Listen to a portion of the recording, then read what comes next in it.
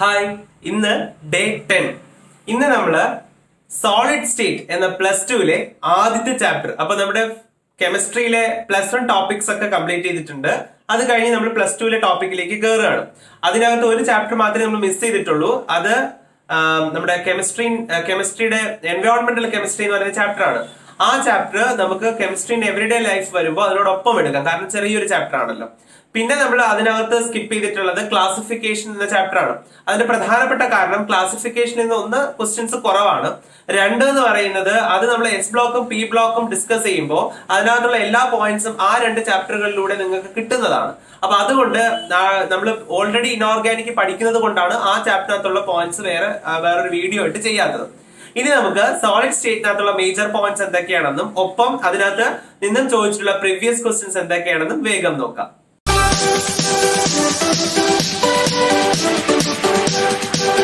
Solid state എന്ന ചാപ്റ്ററിൽ നമുക്ക് പ്രധാനമായിട്ട് പഠിക്കാനുള്ള ടോപ്പിക്കുകൾ ഏതൊക്കെ, നമുക്ക് ആദ്യം അതൊന്ന് നോക്കാം. ആദ്യം ടൈപ്സ് ഓഫ് സോളിഡ്സ്, അതായത് അമോർഫസ് സോളിഡ്സും ദെൻ ക്രിസ്റ്റലൈൻ സോളിഡ്സും. അതാണ് നമുക്ക് ഏറ്റവും അത്യാവശ്യമുള്ള ആദ്യത്തെ ടോപ്പിക് എന്ന് പറയുന്നത്. പിന്നെ വരുന്നത് ഗ്രാഫൈറ്റിന്റെ ഡയമണ്ടിന്റെ കേസോടെ പറഞ്ഞിട്ടുണ്ട്, അത് ജസ്റ്റ് ഒന്ന് വായിച്ചു വെച്ചാൽ മതിയാകും, വളരെ ഇമ്പോർട്ടന്റ് അല്ല ആ ടോപ്പിക് എന്ന് പറയുന്നത്. അത് കഴിഞ്ഞിട്ട് വരുന്നത് definition of unit cells and it's types and then crystal lattice, അതിന്റെ ഡെഫിനിഷൻ. അപ്പൊ ഈ കാര്യങ്ങളൊക്കെയാണ് പിന്നെ വരുന്ന ഇമ്പോർട്ടന്റ് ആയിട്ട് വരുന്ന സെക്ഷൻസ്. ഇത് കഴിഞ്ഞിട്ട് വരുന്ന ടോപ്പിക് ആണ് നമ്മുടെ ക്ലോസ് പാക്കിംഗ് എന്ന് പറയുന്നത്.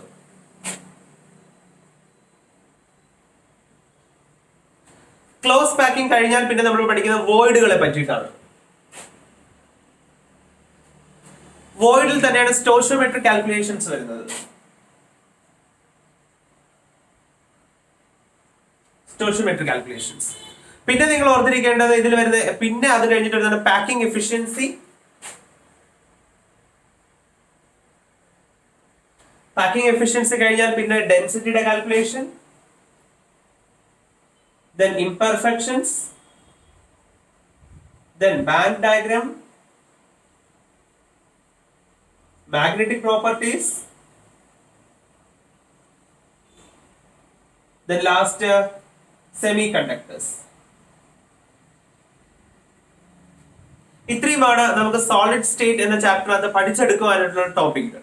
ഇതിൽ types of solids, unit cells and type, crystal lattice definition, then voids, then packing efficiency and imperfections. ഇത്രയും വീഡിയോസ് ഓൾറെഡി നമ്മുടെ ചാനലിൽ അപ്ലോഡ് ചെയ്തിട്ടുണ്ട്, വളരെ ഡീറ്റെയിൽ ആയിട്ട്. നിങ്ങൾക്ക് ഈസി ആയിട്ട് അത് കണ്ട് പഠിക്കാവുന്നതാണ്. നിങ്ങൾക്ക് തുച്ഛമായ ഒരു മണിക്കൂർ അല്ലെങ്കിൽ 1.5 മണിക്കൂർ കൊണ്ട് തന്നെ ഇത്രയും ടോപ്പിക്സ് പഠിച്ചെടുക്കാൻ സാധിക്കും. നമ്മൾ ഒരു ദിവസത്തിന്റെ ഇനി പഴയതുപോലെയല്ല 1-2 മണിക്കൂർ അല്ല നമ്മുടെ ഇനിയുള്ള പഠനം എന്ന് പറയുന്നത്. 4-5 മണിക്കൂർ നമ്മൾ പഠിക്കാനായി മാറ്റി വെച്ചേ പറ്റൂ. ബിക്കോസ് നമുക്കിനി വിജയിച്ചേ പറ്റൂ, അതിൽ യാതൊരു എക്സ്ക്യൂസും ഇല്ല. അപ്പൊ അതുകൊണ്ട് തന്നെ നമുക്കിനി സമയം നമ്മൾ നോക്കേണ്ട കാര്യമില്ല. കുറച്ച് ഉറക്കമൊക്കെ മാറ്റി വയ്ക്കുക, കുറച്ച് ദിവസത്തെ കാര്യമല്ലേ ഉള്ളൂ. അപ്പോ ഈ ഒരു 5-6 ടോപ്പിക്കുകൾ ഓൾറെഡി വീഡിയോ ആയിട്ട് അപ്ലോഡ് ചെയ്തിട്ടുണ്ട്. അതിന്റെ ലിങ്ക് ഞാൻ ഡിസ്ക്രിപ്ഷനിൽ ഇട്ടിട്ടുണ്ട്. സോ ആ ഡിസ്ക്രിപ്ഷനിൽ നിന്നും ആ ലിങ്ക് ഉപയോഗിച്ച് നിങ്ങൾ ക്ലാസ്സുകളിൽ ഏതൊക്കെയാണ് എടുത്തതെന്ന് ജസ്റ്റ് ഒന്ന് നോക്കുക. ആ ടോപ്പിക്കുകളെല്ലാം തന്നെ കൃത്യമായിട്ട് പഠിച്ചെടുക്കുക. ഓക്കെ, ഇനി അഥവാ ആർക്കെങ്കിലും ലിങ്കിൽ എന്തെങ്കിലും പ്രോബ്ലം ഉണ്ടെങ്കിൽ just you enter into the ചാനലിലേക്ക് കയറുക. ചാനലിൽ ഞാൻ +2 കെമിസ്ട്രി എന്ന് പറഞ്ഞൊരു നിങ്ങൾക്ക് ഒരു പ്ലേലിസ്റ്റ് തന്നെ ഉണ്ടാക്കിയിട്ടുണ്ട്. ആ പ്ലേലിസ്റ്റിനകത്ത് എല്ലാ വീഡിയോസും ഉണ്ട്. So you can study from that. Clear ആണല്ലോ? എന്നാൽ അതിലെടുക്കാത്ത കുറച്ച് ടോപ്പിക്കുകൾ ഇനിയും റിമൈൻഡ് ചെയ്യുന്നുണ്ട്. ആ ടോപ്പിക്കുകളായിരിക്കും നമ്മൾ ഇപ്പോൾ ഡിസ്കസ് ചെയ്യാൻ പോകുന്നത്. അതിൽ ആദ്യം വരുന്നത് ക്ലോസ് പാക്കിംഗ്. ക്ലോസ് പാക്കിംഗ് 3 ടൈപ്പാണ്. ഒന്നെന്ന് പറയുന്നത് 1 ഡയമെൻഷൻ ക്ലോസ് പാക്കിംഗ്, രണ്ടെന്ന് പറയുന്നത് 2 ഡയമെൻഷൻ ക്ലോസ് പാക്കിംഗ്, 3 എന്തായിരിക്കും 3 ഡയമെൻഷണൽ ക്ലോസ് പാക്കിംഗ്. 1 ഡയമെൻഷൻ ഒന്നുമില്ല, വളരെ സിമ്പിൾ ആണ്. നമ്മളൊരു മുത്തുമാല കൊരുത്ത് വെക്കുന്നത് പോലെ ഒരു ലൈനിൽ നമ്മൾ പാർട്ടിക്കിൾസിന് ഇങ്ങനെ അറേഞ്ച് ചെയ്യുന്നതിനെയാണ് 1 ഡയമെൻഷൻ ക്ലോസ് പാക്കിംഗ് എന്ന് പറയുന്നത്. 1 ഡയമെൻഷൻ ക്ലോസ് പാക്കിംഗ് ഇത്രയേ ഉള്ളൂ, വേറെ ഒന്നുമില്ല 1 ഡയമെൻഷൻ. 2 ഡയമെൻഷൻ ക്ലോസ് പാക്കിംഗ് എന്ന് പറഞ്ഞു കഴിഞ്ഞാൽ ഇതിന്റെ താഴെ നമ്മൾ ലെയർ കൂടി വെക്കും, വീണ്ടും താഴെ ഒരു ലെയർ കൂടി വെക്കും. ഇത്തരത്തിൽ അറേഞ്ച് ചെയ്യുന്നതിനെയാണ് നമ്മൾ 2 ഡയമെൻഷൻ ക്ലോസ് പാക്കിംഗ് എന്ന് പറയുന്നത്. പക്ഷെ ഇങ്ങനെ മാത്രമല്ല, മറ്റൊരു രീതിയിൽ നമുക്ക് അറേഞ്ച് ചെയ്യാൻ സാധിക്കും. അതായത് ഇത് 1ാമത്തെ ലെയർ, ഇതിന്റെ ഡിപ്രഷനിലേക്ക് 2ാമത്തെ ലെയർ, ഇതിന്റെ ഡിപ്രഷനിലേക്ക് അടുത്ത ലെയർ, വീണ്ടും ഇതിന്റെ ഡിപ്രഷനിലേക്ക് അടുത്ത ലെയർ. ഇങ്ങനെ അറേഞ്ച് ചെയ്ത് നമുക്ക് മുന്നോട്ട് പോകാം. അപ്പോ ടു ഡയമെൻഷൻ ക്ലോസ് പാക്കിംഗ് രണ്ട് രീതിയിലാണുള്ളത്. ഒന്നെന്ന് പറയുന്നത് ഈ ഫസ്റ്റ് ടൈപ്പ്, രണ്ടാമത് ഈ സെക്കൻഡ് ടൈപ്പ്. ഒന്നാമത്തെ ടൈപ്പ് നമ്മൾ നോക്കിയാൽ ഇത് നമുക്ക് ഈ ലെയറിന് നമുക്ക് എ എന്ന് പേര് കൊടുക്കാം. ഓക്കെ, ഒന്നാമത്തെ ലെയറിന് എ എന്ന് പേര് കൊടുക്കാം. രണ്ടാമത്തെ ലെയർ അതുപോലെ തന്നെ അല്ലേ ഇരിക്കുന്നത്. നോക്കിക്കേ, രണ്ടാമത്തെ ലെയർ അതുപോലെ അതിന്റെ അതേ റിപ്പീറ്റേഷൻ ആണ്. എങ്കിൽ പിന്നെ പേര് മാറ്റണോ? അതിന്റെ പേര് എന്ന് തന്നെ, എ എന്ന് തന്നെ. മൂന്നാമത്തെ ലെയറോ അതുപോലെ തന്നെ അതിന്റെ വീണ്ടും റിപ്പീറ്റേഷൻ ആണത്. So that is also A. അപ്പോൾ ഈ ടൈപ്പിനെ വിളിക്കുന്ന പേരാണ് എ ടൈപ്പ്. ഒന്നാമത്തെ ക്ലോസ് പാക്കിനെ വിളിക്കുന്ന പേര് എ ടൈപ്പ്. രണ്ടാമത്തിലേക്ക് എത്തുമ്പോ ഇവിടെ നോക്കൂ, ഇവിടെ ഇത് എ ലെയർ പോലെയാണോ ബി ലെയർ ഇരിക്കുന്നത്? അല്ല, വ്യത്യാസമുണ്ട്. ബി ലെയർ വേറൊരു പാറ്റേണിലാണ് ഇരിക്കുന്നത്. So that is another layer, B layer. അതുപോലെയാണോ അടുത്ത ലെയർ ഇരിക്കുന്നത്? അടുത്ത ലെയർ നോക്കുമ്പോൾ സത്യം പറഞ്ഞാൽ അത് എ ലെയറിന്റെ റിപ്പീറ്റേഷൻ അല്ലേ? എ ലെയർ പോലെയല്ലേ അതിരിക്കുന്നത്. അപ്പൊ അതിന്റെ പേര് എന്തെന്ന് കൊടുത്താൽ മതി? എ എന്ന് കൊടുത്താൽ മതി. അടുത്ത ലെയർ ബി ലെയറിന്റെ റിപ്പീറ്റേഷൻ അല്ലേ? So that is B layer. So എന്തായിരിക്കും ഈ ടൈപ്പ് ക്ലോസ് പാക്കിങ്ങിന്റെ പേര്? അത് തന്നെ A B type close packing. So this is A B type close packing. So രണ്ട് തരം close packing, A type close പാക്കിങ്ങും A B type close packing. ഇനി നമുക്ക് യവന്മാർക്ക് ഒരു ഇരട്ട പേര് ഇട്ട് കൊടുക്കാം. നോക്കിക്കോളൂ, ഞാൻ ഇവിടെ ഒരു പാർട്ടിക്കിൾ എടുക്കുന്നു. ആ പാർട്ടിക്കിളിനെ ടച്ച് ചെയ്തിരിക്കുന്ന എത്ര പേരുണ്ട്? 1 2 3 4. ഈ 4 പേര് ഇയാളെ ടച്ച് ചെയ്താണ് ഇരിക്കുന്നത്. അപ്പൊ 1 2 3 4. ഒരാളെ എത്ര പേര് ടച്ച് ചെയ്തിരിക്കുന്നോ അതിനെ വിളിക്കുന്ന പേരാണ് കോർഡിനേഷൻ നമ്പർ. ഓക്കെ, ഒരു പാർട്ടിക്കിൾസിന്റെ നെയ്ബേഴ്സിന്റെ എണ്ണത്തെയാണ് കോർഡിനേഷൻ നമ്പർ എന്ന് വിളിക്കുന്നത്. അപ്പൊ ഇവിടെ 4 പേരാണ് ടച്ച് ചെയ്തിരിക്കുക. അപ്പൊ ഈ 4 പേരുടെ സെന്റേഴ്സ് പരസ്പരം നമുക്ക് ജോയിൻ ചെയ്യാം. ജോയിൻ ചെയ്തപ്പോൾ ഒരു സ്ക്വയർ ചരിഞ്ഞിരിക്കുന്നതല്ലേ നമുക്ക് കിട്ടിയത്. അതുകൊണ്ട് എ ടൈപ്പ് ക്ലോസ് പാക്കിങ്ങിനെ വിളിക്കുന്ന മറ്റൊരു പേരാണ് സ്ക്വയർ ക്ലോസ് പാക്കിംഗ്. എന്താന്ന് വിളിക്കും? Square close packing. അതെങ്ങനെ വന്നു മനസ്സിലായില്ലേ? അതേപോലെ നമുക്ക് ഇവിടെ ഒരാളെ എടുക്കാം, ഇയാളെ എടുക്കാം. അയാളെ ടച്ച് ചെയ്ത് എത്ര പേരുണ്ട്? 1 2 3 4 5 6. അപ്പൊ 6 പേരാണ് ടച്ച് ചെയ്തിരിക്കുന്നത്. ഈ 6 പേരുടെ സെന്റേഴ്സ് പരസ്പരം നമുക്കൊന്ന് ജോയിൻ ചെയ്യാം. എന്ത് കിട്ടി? ഹെക്സഗൺ കിട്ടി അല്ലെ? അപ്പൊ ഹെക്സഗണിന്റെ ആ ഷേപ്പിൽ ഇരിക്കുന്നത് കൊണ്ട് നമുക്ക് ഇതിനെ ഹെക്സഗണൽ ക്ലോസ് പാക്കിംഗ് എന്ന് വിളിക്കാം. അപ്പൊ ഹെക്സഗണൽ ക്ലോസ് പാക്കിംഗ് എന്ന് പറയുന്നത് എ ബി ടൈപ്പിന്റെ മറ്റൊരു പേരാണ്. ഇനിയുള്ളത് 3 dimension close packing. 3 dimension close packing നിങ്ങൾ ഡീറ്റെയിൽ ആയിട്ട് പഠിക്കണമെന്നില്ല. അവിടെ നിങ്ങൾ വോയിഡ്സ് എന്ന ടോപ്പിക് വളരെ നന്നായിട്ട് പഠിച്ചു വെച്ചാൽ മതി. കാരണം 3 ഡയമെൻഷൻ ക്ലോസ് പാക്കിംഗ് ഉണ്ടാകുമ്പോഴാണ് വോയിഡ്സ് ക്രിയേറ്റ് ചെയ്യപ്പെടുന്നത്. വോയിഡ്സ് രണ്ട് ടൈപ്പ് വോയിഡുകളാണ്. ഒന്ന് ടെട്രാഹീഡ്രൽ വോയിഡ്, ഒന്ന് ഒക്ടാഹീഡ്രൽ വോയിഡ്. നമുക്ക് അതിനകത്ത് നിന്ന് സ്റ്റോഷിയോമെട്രിക് കാൽക്കുലേഷൻസ് ചെയ്യാനുണ്ട്. അപ്പൊ നമുക്ക് വേഗം നോക്കാം ആ സ്റ്റോഷിയോമെട്രിക് കാൽക്കുലേഷൻസ് എങ്ങനെയാണ് ചെയ്യേണ്ടതെന്ന്. അപ്പൊ നമ്മുടെ ക്ലോസ് പാക്കിംഗ് നമ്മൾ പഠിച്ചു തീർത്തു. അടുത്ത സ്റ്റോഷിയോമെട്രിയിലേക്ക് എത്തുകയാണ്. സ്റ്റോഷിയോമെട്രി എപ്പോഴും ഓർത്തിരിക്കുക, ഒക്ടാഹീഡ്രൽ വോയിഡ്സിന്റെ എണ്ണം n ആണെങ്കിൽ ടെട്രാഹീഡ്രൽ വോയിഡ്സിന്റെ എണ്ണം 2n ആയിരിക്കും. ഓക്കെ, ഒക്ടാഹീഡ്രൽ വോയിഡ്സിന്റെ എണ്ണം n ആണെങ്കിൽ, അതായത് നമ്മൾ ഇങ്ങനെ പറയുന്നത് n നമ്പർ ഓഫ് സ്ഫിയേഴ്സ് ഉണ്ടെന്ന് വിചാരിക്കുക. n നമ്പർ ഓഫ് സ്ഫിയേഴ്സ് ഉണ്ടെങ്കിൽ അത്ര തന്നെ ഒക്ടാഹീഡ്രൽ വോയിഡ്സും അതിന്റെ ഇരട്ടി ടെട്രാഹീഡ്രൽ വോയിഡ്സും കാണും.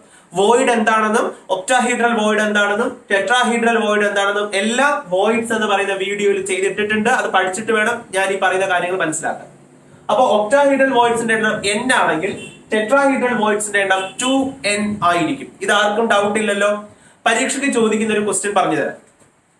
എ എന്ന് പറയുന്ന ഒരു എലമെന്റ് 50% അല്ലെങ്കിൽ എളുപ്പത്തിലുള്ള ഒരു ക്വസ്റ്റ്യൻ പറഞ്ഞു തരാം.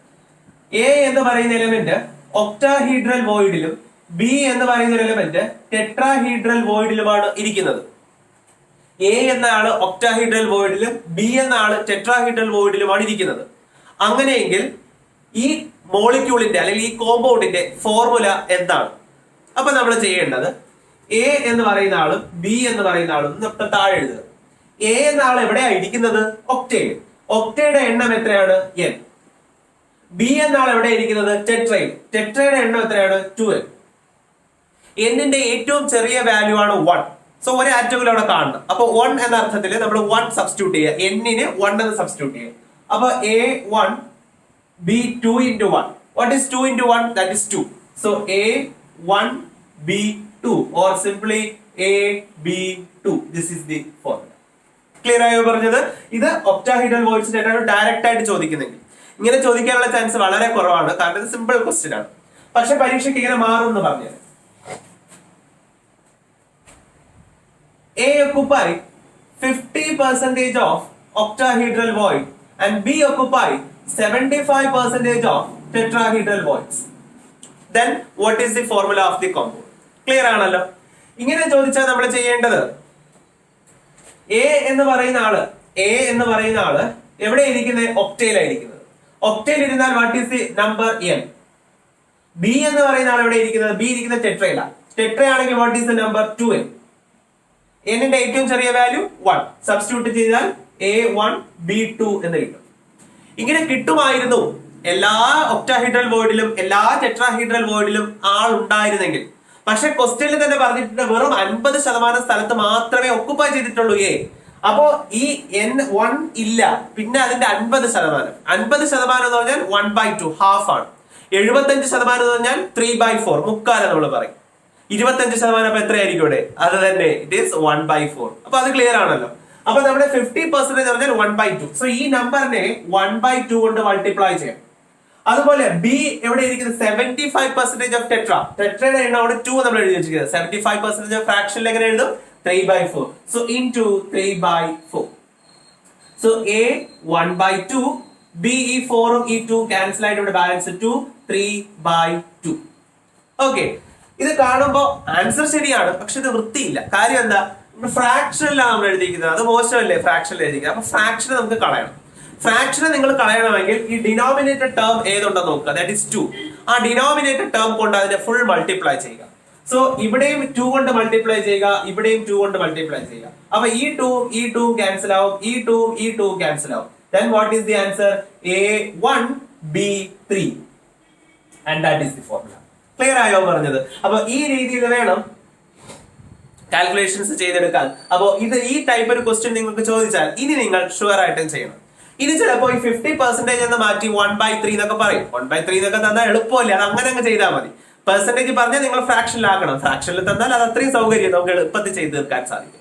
അപ്പൊ സ്റ്റോഷിയോമെട്രിയിൽ ഇനി ഡൗട്ട് ഇല്ലല്ലോ. അപ്പൊ സ്റ്റോഷിയോമെട്രിയിൽ നിന്ന് എന്ത് ക്വസ്റ്റ്യൻ ചോദിച്ചാലും നിങ്ങൾ ഈസി ആയിട്ട് വർക്ക്ഔട്ട് ചെയ്യും. ഇനിയുള്ളത് ഡെൻസിറ്റി. ഡെൻസിറ്റി കാണാനായിട്ട് നിങ്ങൾ ഫോർമുല മാത്രം പഠിച്ചു വെച്ചാൽ മതിയാകും. ഒരു യൂണിറ്റ് സെല്ലിന്റെ ഡെൻസിറ്റി കാണാൻ നമ്മൾ ഉപയോഗിക്കുന്ന formula D is equal to Zm by A³ Na. D density ആണ്, Z number of atoms per unit cell ആണ്, M മോളാർ മാസ് ആണ്, A എഡ്ജ് ലെങ്ത് ആണ്, ആൻഡ് Na അവഗാഡ്രോ നമ്പർ ആണ്. അപ്പൊ നിങ്ങൾക്ക് അത് മനസ്സിലായി ഡെൻസിറ്റി എന്താണ്. അപ്പൊ ഡെൻസിറ്റി കാൽക്കുലേഷൻ ഫോർമുല മറക്കരുത്, D is equal to Zm by A³ Na. Clear ആയല്ലോ? So that is about density. Calculations ചോദിക്കുന്നതാണ്, കാൽക്കുലേഷൻസ് ചെയ്യുക. Then imperfections. ഇംപെർഫെക്ഷനിൽ ഏറ്റവും പ്രധാനപ്പെട്ട 3 ഇംപെർഫെക്ഷൻസ് ഉണ്ട്. ഒന്ന് Schottky defect, 2 Frenkel defect, 3 F സെന്ററിന്റെ ആനിയോൺ വാക്കൻസി ഡിഫക്ട്. ഇത് 3ന്റെയും വീഡിയോ ഓൾറെഡി ചെയ്തിട്ടുണ്ട്. ഇതിൽ പറയാത്ത ഇനിയുള്ള 3 ഡിഫക്റ്റുകൾ കൂടിയുണ്ട്. അത് നമുക്ക് വേഗം ഒന്ന് ഡിസ്കസ് ചെയ്യാം. അതിലൊന്നാണ് cation excess defect. Cation excess defect എന്ന് പറഞ്ഞാൽ ഇപ്പൊ ഉദാഹരണം സിങ്ക് നമുക്ക് എടുക്കാം. ഇപ്പൊ സിങ്കിന്റെ കേസില് ഇപ്പൊ ഒരു ഉദാഹരണം A+ ആൻഡ് B- എന്ന് പറയുന്ന ഒരു കേസ്, ഒരു സോളിഡ്.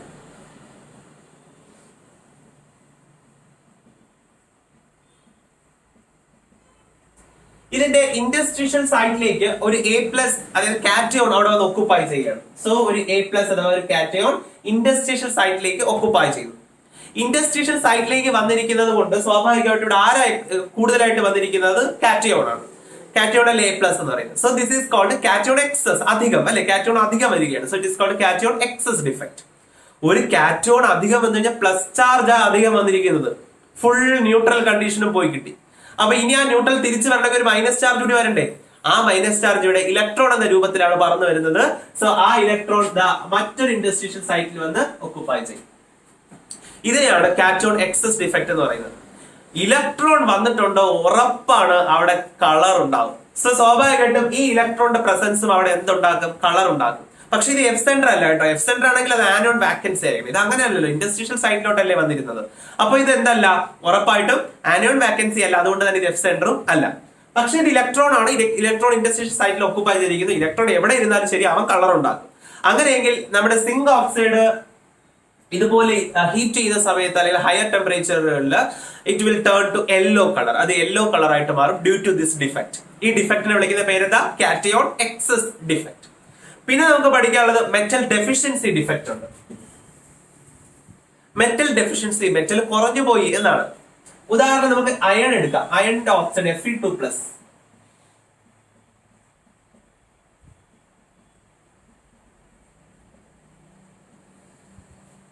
അപ്പൊ ഇങ്ങനെ ഒരു ക്രിസ്റ്റൽ സിസ്റ്റം അവിടെ ഇരിക്കുന്നതില് ഒരു Fe2+ ആ കുടുംബത്തിൽ നിന്ന് ഇറങ്ങി അങ്ങ് പോയി. അവൻ ഇഷ്ടപ്പെട്ടില്ല എന്ന് തോന്നുന്നു. അപ്പൊ അവൻ കുടുംബം വിട്ട് അവിടെ നിന്ന് പോയി.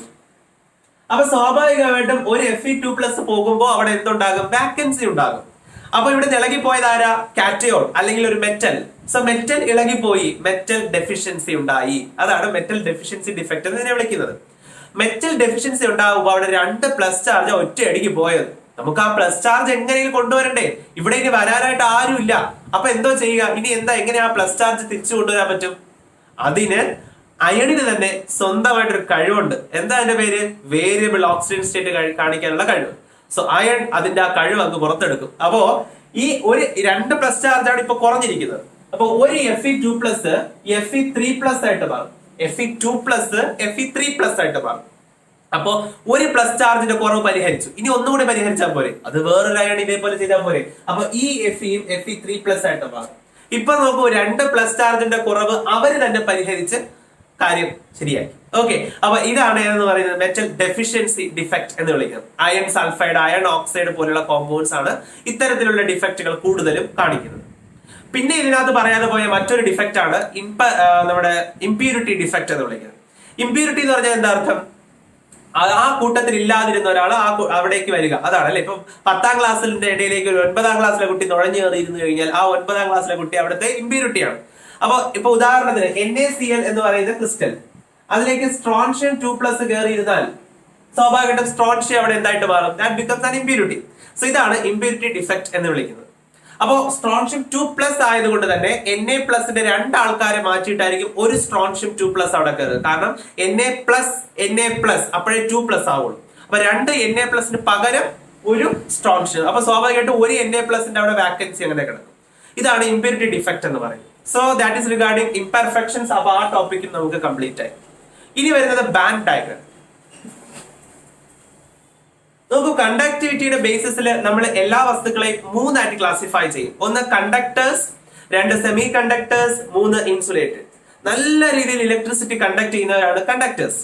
ഇച്ചിരി പാടാണ്, അതാണ് സെമി കണ്ടക്ടേഴ്സ്. ഒട്ടുമേ കണ്ടക്ട് ചെയ്യാത്തവരാണ് ഇൻസുലേറ്റേഴ്സ് എന്ന് പറയുന്നത്.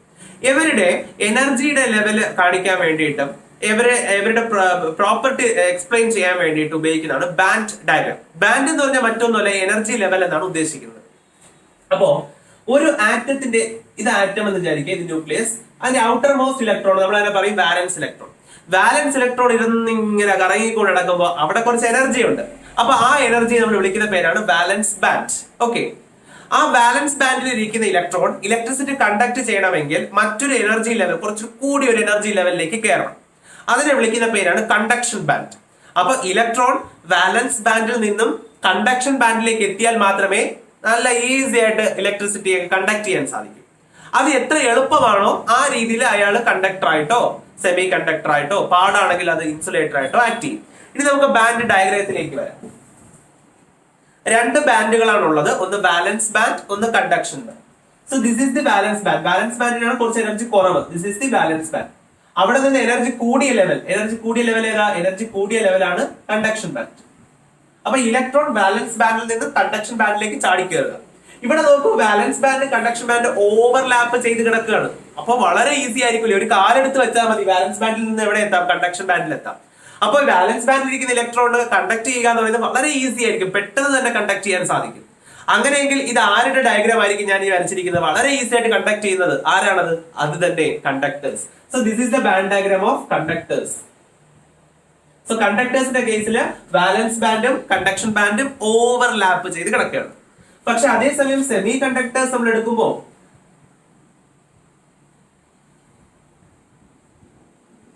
വാലൻസ് ബാൻഡിനും കണ്ടക്ഷൻ ബാൻഡിനും ചെറിയൊരു ഗ്യാപ്പ് ഉണ്ട്. അപ്പൊ സ്വാഭാവികമായിട്ട് നമ്മളൊന്ന് തള്ളി ഉന്തി വിട്ടാലേ ഈ വാലൻസ് ബാൻഡിൽ ഇരിക്കുന്ന ഇലക്ട്രോൺ എങ്ങോട്ട് ചാടാൻ പറ്റുള്ളൂ? കണ്ടക്ഷൻ ബാൻഡിലുള്ളൂ. ഭയങ്കര പാടൊന്നുമില്ല, ചെറിയൊരു ഹെൽപ്പ് കൂടി ചെയ്തു കൊടുക്കണം, എങ്കിലും അവർ കണ്ടക്ട് ചെയ്യും. അതാണ് സെമി കണ്ടക്ടേഴ്സ് എന്ന് പറയുന്നത്. എന്നാൽ മറ്റൊരു കൂട്ടരുണ്ട്. This is the valence band and this is the conduction band. അപ്പൊ വാലൻസ് ബാൻഡ് കണ്ടക്ഷൻ ബാൻഡ് തമ്മിൽ നല്ല വ്യത്യാസം, വളരെ വലിയൊരു എനർജി ഡിഫറൻസ് ഉണ്ട്. ആ എനർജി ഡിഫറൻസ് കൂടിയവർ, ആ ഗ്യാപ്പ് കൂടിയവർ, അവരായിരിക്കും ഇൻസുലേറ്റേഴ്സ്.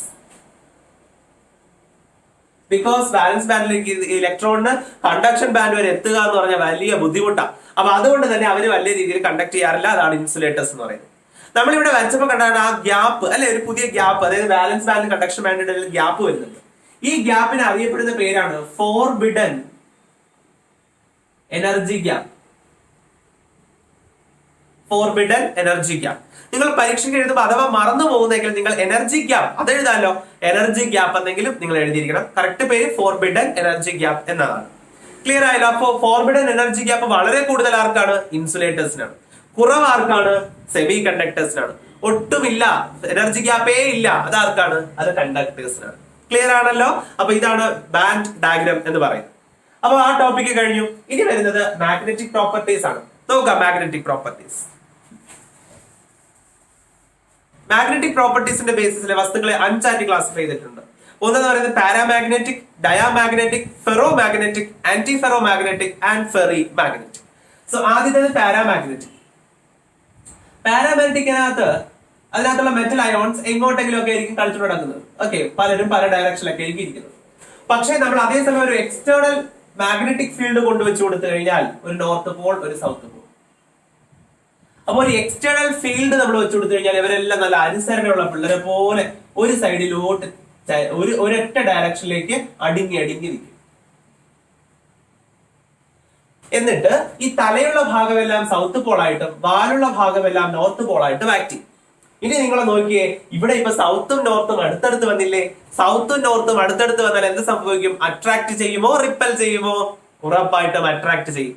പക്ഷെ വലിയ അട്രാക്ഷൻ ഒന്നും കാണില്ല, ചെറിയൊരു അട്രാക്ഷൻ, എന്തായാലും അട്രാക്ഷൻ ആയിരിക്കും. ഓക്കെ, അപ്പൊ അങ്ങനെ വീക്കായിട്ട് അട്രാക്ട് ചെയ്യുന്ന ആൾക്കാരെയാണ് പാരാമാഗ്നറ്റിക് എന്ന് വിളിക്കുന്നത്. വീക്കായിട്ട് അട്രാക്ട് ചെയ്യുന്നവരെയാണ് പാരാമാഗ്നറ്റിക് എന്ന് വിളിക്കുന്നത്.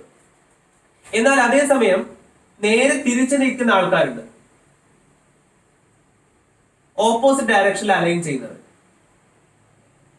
അങ്ങനെ ഓപ്പോസിറ്റ് ആയിട്ട് അലൈൻ ചെയ്യുമ്പോൾ ഈ സൈഡ് സൗത്തും ഈ സൈഡ് നോർത്തുമായിട്ട് ആക്ട് ചെയ്യും. ഇപ്പൊ നോക്കിക്കേ, നോർത്തും അടുത്തടുത്ത് വന്നു. നോർത്തും അടുത്തടുത്ത് വന്നാൽ പിന്നെ അവിടെ കലഹമാണ്, അവര് റിപ്പൽ ചെയ്യും. സോ ചെറിയൊരു റിപ്പൽഷൻ അവിടെ ഉണ്ടാകും. അങ്ങനെ ചെറുതായിട്ട് റിപ്പൽ ചെയ്യുന്ന ആൾക്കാരെയാണ് ഡയാമാഗ്നറ്റിക് എന്ന് വിളിക്കുന്നത്. വീക്കായിട്ട് അട്രാക്ട് ചെയ്യുന്നവർ പാരാമാഗ്നറ്റിക്, വീക്കായിട്ട് റിപ്പൽ ചെയ്യുന്നവർ ഡയാമാഗ്നറ്റിക്. ഇനി മറ്റൊരു കൂട്ടരുണ്ട്, അവിടെ വേറൊരു കാര്യം കൂടി നമ്മൾ പഠിക്കണം. അവരുടെ കേസിൽ ഇവിടെ മെറ്റൽ അയോൺസ് ഒറ്റയ്ക്കാണ് അലൈൻ ചെയ്തത്. ഇവിടെ അങ്ങനെയല്ല, ഇവിടെ മെറ്റൽ അയോൺസ് എല്ലാം ഗ്രൂപ്പ് ആയിട്ടാണ് ഇരിക്കുന്നത്. ഓക്കെ, സോ അവരെല്ലാം ഗ്രൂപ്പുകളായിട്ടാണ് ഇരിക്കുന്നത്. ആ ഗ്രൂപ്പുകളെ അറിയപ്പെടുന്ന പേരാണ് ഡൊമൈൻസ് എന്നറിയപ്പെടും, ഡൊമൈൻസ്. സോ അത്തരത്തിലുള്ള ഡൊമൈനുകൾ ഇതുപോലെ നമ്മുടെ ഒരു എക്സ്റ്റേണൽ ഫീൽഡ് വെച്ചു കൊടുത്തു കഴിഞ്ഞാൽ അതിന്റെ അതേ ഡയറക്ഷനിൽ അലൈൻ ചെയ്യും. ഞാൻ 2 വാലൊക്കെ കൊടുത്തത് എന്തിനായിരിക്കും? ആ ഗ്രൂപ്പ് ആണെന്ന് അറിയാൻ വേണ്ടിയിട്ടാണ്. സോ ഈ ഡൊമൈൻസ് ഏതിന്റെ ഓർഡറിൽ നമ്മുടെ എക്സ്റ്റേണൽ ഫീൽഡിന്റെ അതേ പാറ്റേണിൽ നമ്മൾ അലൈൻ ചെയ്യുമ്പോൾ ഈ സൈഡ് സ്ട്രോങ് സൗത്തും ഈ സൈഡ് സ്ട്രോങ് നോർത്തും ആയിരിക്കും. കാരണം ഗ്രൂപ്പുകളാണ് ഇവിടെ തിരിയുന്നത്. ഗ്രൂപ്പുകൾ നമ്മൾ ഒരു കാര്യം ഒറ്റയ്ക്ക് ചെയ്യുന്നതിനേക്കാളും എനർജി അല്ലെങ്കിൽ സക്സസ്ഫുൾ ആണ് ഗ്രൂപ്പ് ആയിട്ട് ചെയ്യുന്നത്.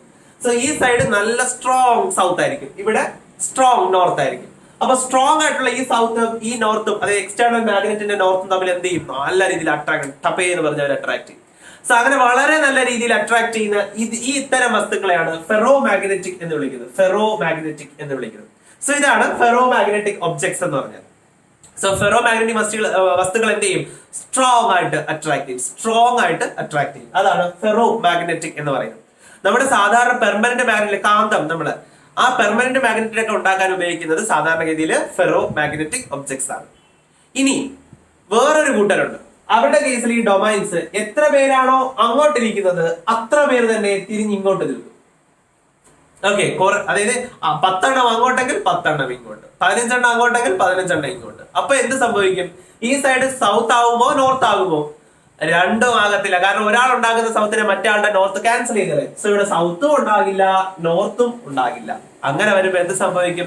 സ്വാഭാവികമായിട്ട് ഇവിടെ അട്രാക്ഷനും ഉണ്ടാകില്ല, റിപ്പൽഷനും ഉണ്ടാകില്ല. അങ്ങനെ അങ്ങോട്ടും ഇങ്ങോട്ടും ഓപ്പോസിറ്റ് ആയിട്ട് അലൈൻ ചെയ്യുന്ന, ഈക്വൽ നമ്പർ അങ്ങോട്ടും ഇങ്ങോട്ടും ഓപ്പോസിറ്റ് ആയിട്ട് അലൈൻ ചെയ്യുന്ന ഇത്തരം ആൾക്കാരെയാണ് ആന്റി ഫെറോ മാഗ്നറ്റ്സ് എന്ന് വിളിക്കുന്നത്. Antiferromagnets. So antiferromagnets പറഞ്ഞാൽ they align in opposite direction. അവർ അലൈൻ ചെയ്യുന്നത് ഈക്വൽ നമ്പർ ആയിരിക്കും. Equal number of domains align in opposite direction. ഇതാണ് ആന്റി ഫെറോ മാഗ്നറ്റ്സ്.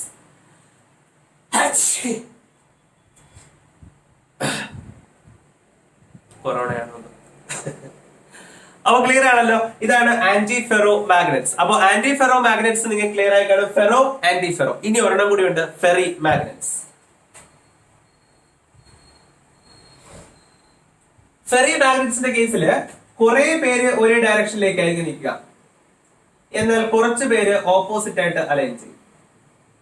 അതിപ്പോ നമ്മൾ ഏത് പ്രോഗ്രാം നടത്തിയാലും ഇടതിരിഞ്ഞ് നിൽക്കുന്ന കുറെ എണ്ണം കാണൂലേ? നിങ്ങളുടെ സ്കൂളിലൊക്കെ ഓണം പ്രോഗ്രാം അല്ലെങ്കിൽ ക്രിസ്മസ് പ്രോഗ്രാം ഒക്കെ വരുമ്പോ എല്ലാവരും ഒറ്റക്കെട്ടായി നിൽക്കുമെങ്കിൽ ഒരു 5-6 തിരിഞ്ഞ് നിൽക്കും അല്ലെ? അതേപോലെ തന്നെയാണ് എല്ലാവരും ഒരേ ഡയറക്ഷനിലേക്ക് നിൽക്കുന്നത്, പക്ഷെ കുറച്ച് പേര് ഓപ്പോസിറ്റ് ആയിട്ട് അലൈൻ ചെയ്യും. ഇങ്ങനെ നിൽക്കുന്നവരെയാണ് നമ്മൾ ഫെറി മാഗ്നറ്റ്സ് എന്ന് വിളിക്കുന്നത്. ഇവരെ അട്രാക്ട് ചെയ്യും, പക്ഷെ വളരെ വീക്ക് ആയിട്ട് അട്രാക്ട് ചെയ്യത്തുള്ളൂ. സോ ഐ തിങ്ക് എല്ലാം ക്ലിയർ ആയി കാണും. ഇതാണ് പാരാമാഗ്നറ്റിക് മെറ്റൽ അയോൺസ്. വീക്ക് ആയിട്ട് അലൈൻ ചെയ്യും in the direction of external magnetic field. അതിന്റെ അവർ വീക്ക് ആയിട്ട് അട്രാക്ട് ചെയ്യും. വീക്ക് ആയിട്ട് റിപ്പൽ ചെയ്യുന്നവർ ഡയാമാഗ്നറ്റിക്. സ്ട്രോങ് ആയിട്ട് അട്രാക്ട് ചെയ്യുന്നവരാണ് ഫെറോ. അതിൽ ഗ്രൂപ്പ് ആയിട്ടാണ് മെറ്റൽ അയോൺസ് കാണപ്പെടുന്നത്. അതിനെ വിളിക്കുന്ന പേരാണ് ഡൊമൈൻസ്. ആന്റി ഫെറോ എന്ന് പറയുമ്പോൾ ഡൊമൈൻസ് ഈക്വൽ നമ്പർ ഓപ്പോസിറ്റ് ആയിട്ട് അലൈൻ ചെയ്യും. ഫെറി എന്ന് പറയുമ്പോൾ ഡൊമൈൻസ് അൺഈക്വൽ നമ്പർ, അതായത് കുറെ പേര് അങ്ങോട്ട് കുറച്ച് പേര് ഇങ്ങോട്ട്, അൺഈക്വൽ നമ്പർ ഓപ്പോസിറ്റ് ആയിട്ട് അലൈൻ ചെയ്യുന്നതാണ് ഫെറി മാഗ്നറ്റ്സ് എന്ന് പറയുന്നത്. ഇതിന്റെ എല്ലാം എക്സാമ്പിൾ ടെക്സ്റ്റിനകത്തുണ്ട്. സോ എല്ലാത്തിന്റെ എക്സാമ്പിൾ കൂടി ഒന്ന് നോക്കി വെച്ചിരിക്കണം, ചിലപ്പോൾ നമുക്ക് ആവശ്യം വരും. ഒരു കാര്യം ഞാൻ എടുത്തു പറയുന്നു, പെർമനന്റ് മാഗ്നറ്റുകളെ ഉണ്ടാക്കാൻ ഉപയോഗിക്കുന്ന ഇതിനകത്ത് ആരെയായിരുന്നു? ഫെറോ മാഗ്നറ്റിക് ഒബ്ജക്റ്റുകളെയാണ്. സോ മാഗ്നറ്റിക് പ്രോപ്പർട്ടീസ് കഴിഞ്ഞു. ഇനി വരുന്നത് സെമി കണ്ടക്ടേഴ്സ് ആണ്.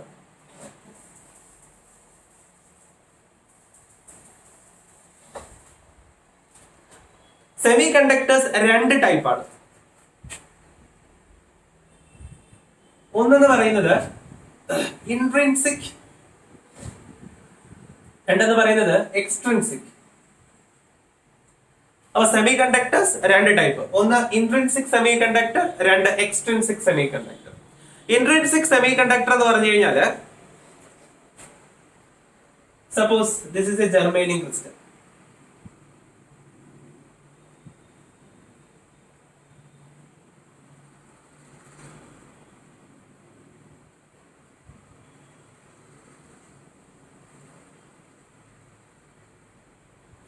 സോ ജർമ്മനിയുടെ ചുറ്റും 4 ജർമ്മനി ഇരിക്കുന്നു. അവരെല്ലാരും കൂടി 8 ഇലക്ട്രോൺസ് പരസ്പരം ഷെയർ ചെയ്തിട്ടുണ്ട്. So this is A pure type semi conductor. ഇവിടെ ജർമ്മനി അല്ലാതെ വേറെ ഒറ്റ അവിടെ ഇല്ല.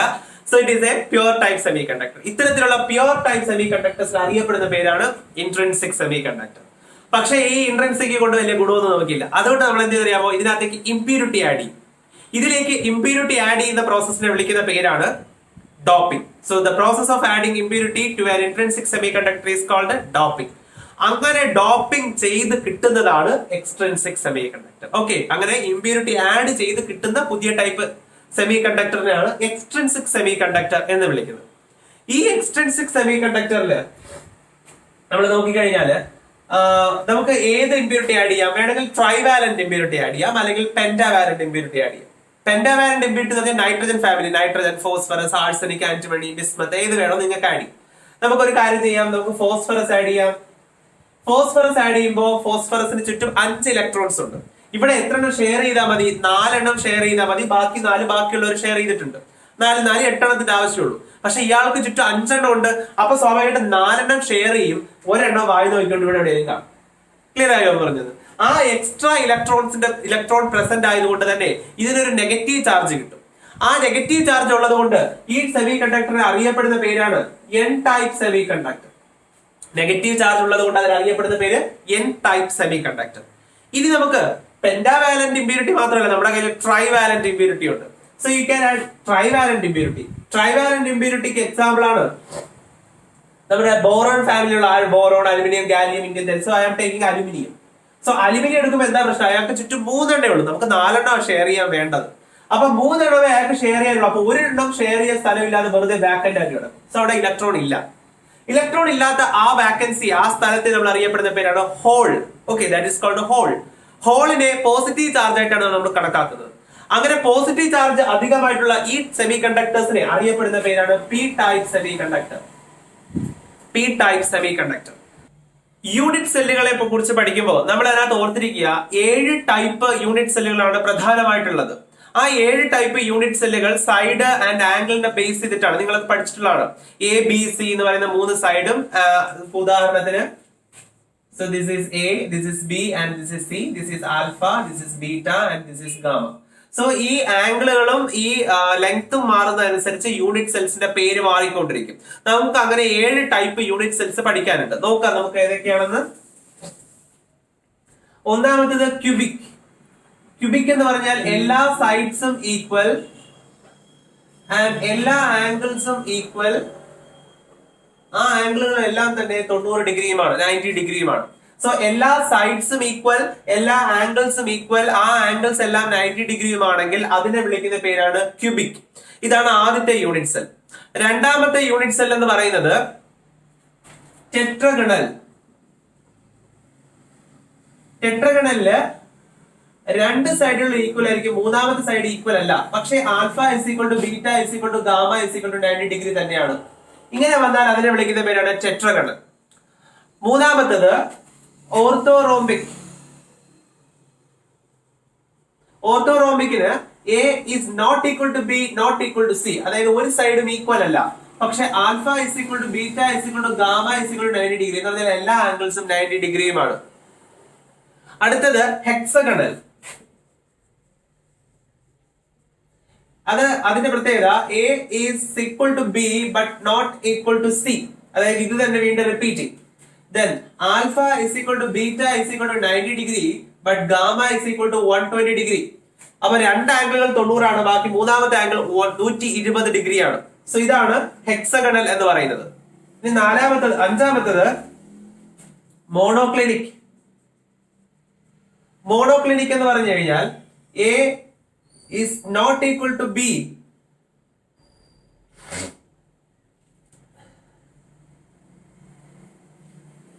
not equal to C, alpha is equal to gamma is equal to 90 degree but beta is not equal to 90 degree.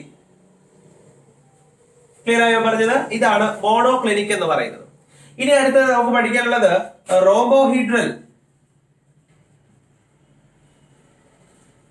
അവിടുത്തെ പ്രത്യേകത A not equal to B not equal to C, A is equal to B is equal to C, but alpha is equal to beta is equal to gamma but not equal to 90 degree. അതായത് എല്ലാ ആംഗിളുകളും equal ആണ്, പക്ഷെ ആ ആംഗിളുകൾ ഒന്നും തന്നെ എന്തല്ല, 90 degree അല്ല. എങ്കിൽ അതിനെ വിളിക്കുന്ന പേരാണ് റോംബോഹീഡ്രൽ. റോംബോഹീഡ്രൽ കഴിഞ്ഞാൽ പിന്നെ നമുക്ക് പഠിക്കാനുള്ളത് ലാസ്റ്റതാണ്. The last one is called triclinic. ട്രൈക്ലിനിക്കിന്റെ പ്രത്യേകത ഒരു സൈഡും ഈക്വൽ അല്ല, ഒരു ആംഗിളും ഈക്വൽ അല്ല, ആ ആംഗിളുകൾ ഒന്നും തന്നെ 90 ഡിഗ്രിക്കും ഈക്വൽ അല്ല. അപ്പോ എല്ലാം നോട്ട് ഈക്വൽ ടു വരുന്നതാണ് ട്രൈക്ലിനിക് എന്ന് പറയുന്നത്. ഇവിടെ നിങ്ങൾ ഓർത്തിരിക്കുക, എല്ലാം ഈക്വൽ ടു വരുന്നത് ക്യൂബിക്, എല്ലാം നോട്ട് ഈക്വൽ ടു വരുന്നത് ട്രൈക്ലിനിക്. ഇനി ഇതിനകത്ത് ഒരെണ്ണം കൂടി പറഞ്ഞു തരട്ടെ, മാച്ച് ബോക്സ്. എന്താ മാച്ച് ബോക്സ്? തീപ്പെട്ടിക്കൂട്. തീപ്പെട്ടിക്കൂടിന്റെ സ്ട്രക്ചർ എങ്ങനെ വരും? ഒരു തീപ്പെട്ടിക്കൂട് നമ്മൾ എടുത്തു കഴിഞ്ഞാല് അതിന്റെ ഈ ലെങ്ത് എ, ഈ ലെങ്ത് ബി, ഈ ലെങ്ത് സി എന്ന് എടുത്താൽ എയും ബിയും സിയും ഒന്നും ഈക്വൽ അല്ല, അത് മൂന്ന് ലെങ്ത് ആണ്. പക്ഷെ എല്ലാ ആംഗിൾസും 90 ഡിഗ്രിയാണ്. കത്തിയോ? ഏതാണ്? അത് തന്നെ ഓർത്തോറോംബിക്. സോ ഓർത്തോറോംബിക് ആരുടെ സ്ട്രക്ചർ ആണ്? മാച്ച് ബോക്സിന്റെ സ്ട്രക്ചർ ആണ്. അതുകൊണ്ട് മാച്ച് ബോക്സിന്റെ സ്ട്രക്ചർ ആയ ഓർത്തോറോംബിക് ഓർത്തിരിക്കണം. ഓക്കെ, അപ്പൊ മാച്ച് ബോക്സിന്റെ സ്ട്രക്ചർ ഏതാണ്? ഓർത്തോറോംബിക് ആണ്. ഇനി 120 ഡിഗ്രി വരുന്ന ഒരേ ഒരെണ്ണം നമുക്ക് പഠിക്കാനുള്ളൂ, ദാറ്റ് ഈസ് ഹെക്സഗണൽ. അപ്പൊ 120 കണ്ടാൽ ഉടനെ ഉറപ്പിച്ചോളൂ, അത് ഹെക്സഗണൽ ആണ്. അപ്പൊ ഇത്രയൊക്കെയാണ്. പിന്നെ നിങ്ങൾക്ക് 2-3 കൂടിയല്ലേ പഠിക്കാനുള്ളൂ. അപ്പൊ ആ ഒരു രീതിയിൽ അതൊന്ന് ബൈ ഹാർട്ട് ചെയ്യുക. ഇനി നമുക്ക് ഈ ചാപ്റ്ററിൽ നിന്ന് ചോദിച്ചിട്ടുള്ള പ്രീവിയസ് ക്വസ്റ്റ്യൻസ് എന്തൊക്കെയാണെന്ന് വേഗം ഡിസ്കസ് ചെയ്യാം.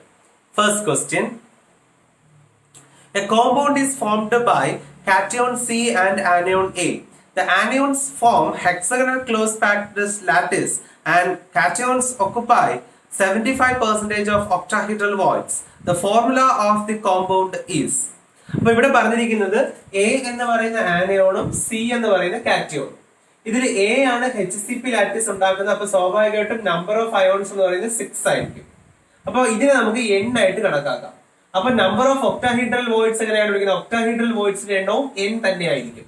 അപ്പോ എ 6 ഉണ്ടെങ്കിൽ സിയും 6 ഉണ്ട്. കാരണം ഇത് n ഉണ്ടെങ്കിൽ ഇതും n ആണ്. ഒക്ടാഹീഡ്രൽ വോയിഡ്സിന്റെ എണ്ണം n തന്നെ ആയിരിക്കും. അപ്പൊ C6H6 എന്ന് കിട്ടി. ഇങ്ങനെ വന്നേന് കംപ്ലീറ്റ്ലി ഫിൽഡ് ആയിരുന്നെങ്കിൽ. പക്ഷെ പറഞ്ഞിരിക്കുന്നത് എന്താ? സി 75% മാത്രമേ ഒക്കുപ്പൈ ചെയ്തിട്ടുള്ളൂ. 75% എന്ന് പറഞ്ഞാൽ 3/4 ആണ്. സോ സി 75% ഉള്ളൂ, അഥവാ 3/4 ഉള്ളൂ. സ്വാഭാവികമായിട്ടും 6ഉം 4ഉം ക്യാൻസൽ ആവും. The remaining is 2. So C 3/, ഇവിടെ 3 വരും. 3 into 3 9. So 9/2 into A/6 എന്ന് വരും. ക്ലിയർ ആയത്?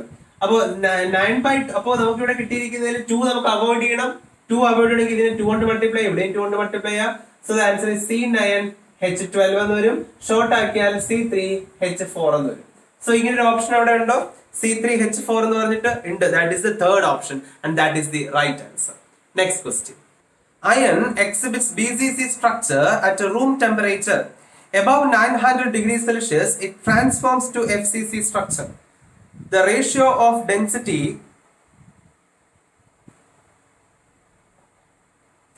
iron exhibits BCC structure at a room temperature. Above 900 degrees Celsius, it transforms to FCC structure. The ratio of density of iron at room temperature to that at 900 degrees Celsius, assuming molar mass and atomic radii of iron remains constant with temperature. So ഇവിടെ പറഞ്ഞിരിക്കുന്നത് നമ്മുടെ iron സാധാരണഗതിയിൽ കാണിക്കുന്നത് BCC structure ആണ്. So iron സാധാരണഗതിയിൽ കാണിക്കുന്നത് BCC structure ആണ്. എന്നാൽ ക്വസ്റ്റ്യനിൽ വേറൊരു കാര്യം കൂടി പറഞ്ഞിട്ടുണ്ട്.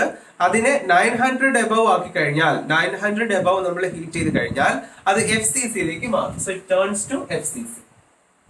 പിന്നെ എന്താ പറഞ്ഞിരിക്കുന്നത്? ഡെൻസിറ്റി റേഷ്യോ എടുക്കാനാണ്. അതായത് BCCയിലുള്ള ഡെൻസിറ്റിയും FCCയും തമ്മിലുള്ള ഡെൻസിറ്റികളുടെ റേഷ്യോ എടുക്കുക. റേഷ്യോ എടുക്കണമെങ്കിൽ നമുക്ക് എന്ത് വേണം? ഡെൻസിറ്റി ആണെങ്കിൽ D=ZM/A³ n, അതിൽ A വേണം. അപ്പൊ എക്ക് വേണ്ടിയിട്ട് നമുക്കൊരു ഫോർമുല ഡെറൈവ് ചെയ്യാം. നമ്മൾ BCCയിൽ സാധാരണ നമ്മൾ എ കാണാനായിട്ട് നമുക്ക് ഓൾറെഡി ഒരു ഇക്വേഷൻ നമ്മൾ യൂസ് ചെയ്യുന്നുണ്ട്. That is A = 2/4R/√3. അതേപോലെ നമ്മൾ FCC വരുമ്പോഴത്തേക്കും FCCയുടെ കേസിലും we are also using another formula, that is 4R/√2. So A = 4R/√2. So that is the another formula. ഇത് രണ്ടുമാണ് നമ്മൾ സാധാരണ BCCക്കും FCCക്കും A കാണാൻ വേണ്ടി ഉപയോഗിക്കുന്നത്. ഡെൻസിറ്റി കാണുന്ന ഇക്വേഷൻ എടുക്കുമ്പോൾ ഡെൻസിറ്റി =ZM/A³ NA എന്നാണ്. സോ ഇത് density of BCC and density of FCC എങ്ങനെ വരും? That is also ZM/A³ NA. ഇതിൽ നമുക്കറിയാം Z എന്ന് പറയുന്നത് BCC സംബന്ധിച്ച് 2 ആണ്, FCC സംബന്ധിച്ച് 4 ആണ്. മോളാർ മാസ് സെയിം ആയതുകൊണ്ട് നമുക്കത് ക്യാൻസൽ ചെയ്യാം. Then NA cancel ചെയ്യാം. So what is dB/dF is equal to 2/A³. A³ നമുക്ക് ഇപ്പൊ തൽക്കാലം A³ എന്ന് ഇടാം. AB അതായത് നമ്മുടെ BCCയിലെ A എന്നാണ് എടുത്തിരിക്കുന്നത്, divided by 4/AF the whole cube. So ഇത് ചെയ്യുമ്പോൾ 2/AB³ into ഇത് തിരിഞ്ഞു കയറും അല്ലെ, AF the whole cube divided by 4. അപ്പോൾ സ്വാഭാവികമായിട്ട് 2ഉം 4ഉം ക്യാൻസൽ ചെയ്ത് റിമൈനിങ് 2. ആൻഡ് AB-യും AF-ഉം കാണാൻ നമ്മുടെ ഒരു ഫോർമുല ഉണ്ടല്ലോ. സോ അത് സബ്സ്റ്റിറ്റ്യൂട്ട് ചെയ്യും. ഇത് AB കാണുന്ന ഫോർമുല, ഇത് AF കാണുന്ന ഫോർമുല. സോ സബ്സ്റ്റിറ്റ്യൂട്ട് ചെയ്യുമ്പോഴത്തേക്ക് നമുക്ക് ഇങ്ങനെ കിട്ടും. That is equal to AF എന്ന് പറയുന്നത് ഇതല്ലേ, 4R the whole cube divided by √2 the whole cube divided by then AB എന്ന് പറയുമ്പോഴത്തേക്കും AB എന്ന് പറയുമ്പോൾ ഇത്, that is 4R the whole cube divided by √3 the whole cube. ഇനി ഇവിടെ എന്തുകൂടി ഉണ്ടായിരുന്നു? ഒരു 2 കൂടി ബാലൻസ് ഉണ്ടായിരുന്നു. സോ അതായിട്ട് 4R³ ക്യാൻസൽ ആവും. So what is remaining? 1/√2 the whole cube divided by 1/√3 the whole cube into 2. സ്വാഭാവികമായിട്ടും ഇത് തിരിഞ്ഞു കയറും അല്ലെ. തിരിഞ്ഞു കയറുമ്പോൾ എങ്ങനെ വരും? That is √3 the whole cube divided by 2√2 the whole cube.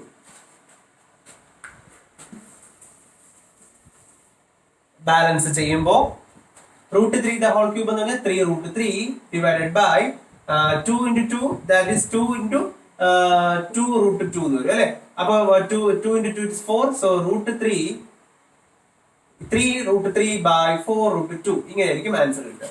ഇങ്ങനെ ഒരു ഓപ്ഷൻ എവിടെ ഉണ്ടോ? Yes, 3 root 3 by 4 root 2 is there. That is the third option. That is the right answer. Clear ആയോ പറഞ്ഞത്? Next question. Which is the incorrect statement? Density decreases in case of crystals with the Schottky defect. Yes, അവിടെ ചോദിച്ചിരിക്കുന്ന density defect സംഭവിക്കുന്ന സമയത്ത് density ഷോർട്ട്കി defect സംഭവിക്കുക രണ്ടുപേരും അവിടെ നിലകി പോവുകയാണ്, സ്വാഭാവികമായിട്ട് ഡെൻസിറ്റി എന്തെയും കുറയും. So that is A correct statement. NaCl is insulator, silicon is semiconductor, silver is conductor, quartz is piezoelectric crystal. വളരെ കറക്റ്റ് ആണ്. പീസോ ഇലക്ട്രിക് എന്ന് പറഞ്ഞു കഴിഞ്ഞാൽ പ്രഷർ കൊടുത്ത് ഇലക്ട്രിസിറ്റി ഉണ്ടാക്കുന്നവരെയാണ് പീസോ ഇലക്ട്രിക് എന്ന് വിളിക്കുന്നത്. That is a right statement. Frenkel defect is favored in those ionic compounds in which sizes of cation and anions are almost equal. തെറ്റ്. Almost equal അല്ല, almost they are highly different എന്നുള്ളതാണ്. അപ്പൊ size difference വളരെ കൂടിയാൽ മാത്രമേ ഏത് കാണിക്കാൻ പറ്റൂ? ഫ്രെങ്കൽ ഡിഫക്റ്റ് കാണിക്കാൻ പറ്റൂ. ആ സെന്റൻസ് ഷോർട്ട്കീടെ ആയിപ്പോയി. So that statement is very wrong statement and that is the right answer. So third option ആണ് ഇവിടെ right answer ആയിട്ട് വരിക. Next question. In calcium fluoride having the fluoride structure, the coordination number of calcium ions, that is Ca2 plus and fluoride ions F minus R. സാധാരണഗതിയിൽ ഒരു table നിങ്ങൾക്ക് പഠിക്കാനായിട്ടുണ്ട്. That is NCERT ഇല്ല ആ table. നമ്മൾ സാധാരണ എൻട്രൻസിന് prepare ചെയ്യുമ്പോൾ fluoride structure, NaCl type structure, അങ്ങനെയൊക്കെ കുറച്ച് സീഷ്യം ക്ലോറൈഡ് ടൈപ്പ് സ്ട്രക്ചർ, അങ്ങനെ കുറച്ച് സ്ട്രക്ചേഴ്സ് പഠിക്കുന്നുണ്ട്. സോ അതിന് കോർഡിനേഷൻ നമ്പർ നമ്മൾ ബൈഹാർട്ട് ചെയ്യുന്ന ഒരു ടോപ്പിക്കാണ്. അതിനെ ബേസ് ചെയ്തിട്ടാണ് ഈ ക്വസ്റ്റ്യൻ വന്നിരിക്കുന്നത്. ഓർത്തിരിക്കുക, ഫ്ലൂറൈഡ് സ്ട്രക്ചർ ആണെങ്കിൽ കാൽഷ്യം അയോൺസ്, ദാറ്റ് ഈസ് കാറ്റയോൺസിന്റെ എണ്ണം 8ഉം അതുപോലെ അനയോൺസിന്റെ എണ്ണം 4ഉം ആയിരിക്കും. അങ്ങനെ ഒരു ഓപ്ഷൻ അവിടെ ഉണ്ട്. That is the first option 8 and 4. That is the right answer. ഇപ്പൊ നിങ്ങൾ ക്ലിയർ ആയി കാണും ഈ ചാപ്റ്ററിൽ നിന്ന് ചോദിക്കുന്ന ക്വസ്റ്റ്യൻസിന്റെ ഒരു പാറ്റേൺ. ഓരോ വർഷം ഒരു ക്വസ്റ്റ്യൻ വീതം ചോദിച്ചിട്ടുള്ളൂ. അപ്പൊ 4 വർഷത്തെ ക്വസ്റ്റ്യൻ നമ്മൾ ഡിസ്കസ് ചെയ്തപ്പോൾ 4 ക്വസ്റ്റ്യൻ നമുക്ക് കിട്ടിയിട്ടുള്ളൂ. അപ്പൊ ഇതിൽ കൂടുതൽ ക്വസ്റ്റ്യൻസ് നിങ്ങൾ പ്രീവിയസ് ഒന്ന് വർക്ക്ഔട്ട് ചെയ്യുക, ഒപ്പം മോഡൽ ക്വസ്റ്റ്യൻസ് വർക്ക്ഔട്ട് ചെയ്യുക. ഈ ചാപ്റ്ററിന് എന്ത് ചോദിച്ചാലും നിങ്ങൾക്ക് എഴുതാൻ സാധിക്കട്ടെ. നല്ലോണം നിങ്ങളുടെ പ്രിപ്പറേഷൻ നടക്കട്ടെ. ക്ലാസ്സസ് ഇഷ്ടമായി എങ്കിൽ ദയവായി സബ്സ്ക്രൈബ് ചെയ്യുക. നിങ്ങളുടെ ഫ്രണ്ട്സിനെല്ലാം ഈ ക്ലാസ് ഷെയർ ചെയ്യുക. നിങ്ങൾ ഈ പരീക്ഷ തീരുന്നവരെ മാത്രമല്ല ഈ ചാനലിനോടൊപ്പം മുഴുവൻ കാലവും കൂടെ കാണും എന്ന വിശ്വാസത്തിൽ എത്തുന്നു. നിങ്ങളോടൊപ്പം എന്നും ഞാനും കൂടെ കാണും.